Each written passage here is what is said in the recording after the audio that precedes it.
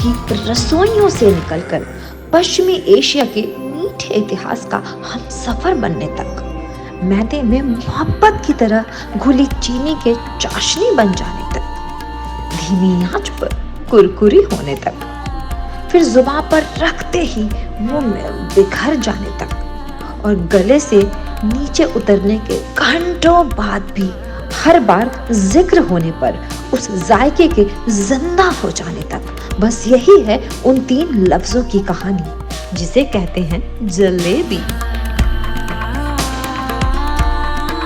अब आपको इतना तो समझ आ ही गया होगा कि मीठी चाशनी में डूबी जलेबी जो मुंह में जाते ही घुल जाती है और घंटों तक गले में तर होकर अपने होने का एहसास कराती है, भारत की नहीं बल्कि अरब की रसोई से आई है।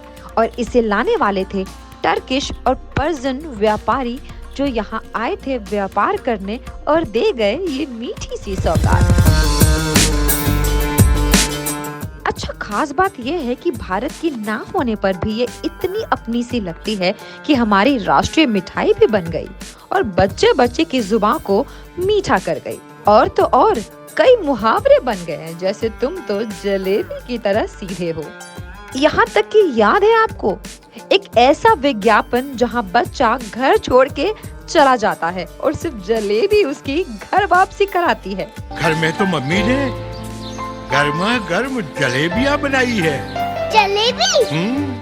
खैर, ये तो वो कहानी है जिसके कई रंग हैं। अब वापस आते हैं इस भीड़ भाड़ वाली दुकान पे जहाँ पैर रखने की भी जगह नहीं है। यह है पुरानी दिल्ली में चांदनी चौक की सबसे पुरानी और मशहूर जलेबी वाला की दुकान, जो बिना किसी मार्केटिंग गिमिक के पूरी दिल्ली में राज करता है। अब आप जोलबिया खाएंगे, जोलाबिया खाएंगे या फिर जलेबी खाने का बहुत मन है, तो चलिए। लोग दूर दूर से आते हैं और मुंह मीठा कर अपनी आत्मा को भी तृप्त कर जाते हैं। एक और बात, ऐसा नहीं है कि रेट में कोई कॉम्प्रोमाइज किया गया है जनाब। 600 रुपए किलो जलेबी मिलती है यहाँ, लेकिन मजाल है कि खाने वालों को कोई फर्क पड़ता हो। वैसे भी हम दिल वालों की दिल्ली की बात कर रहे हैं, जहाँ लोग खाने और खिलाने दोनों के शौकीन हैं।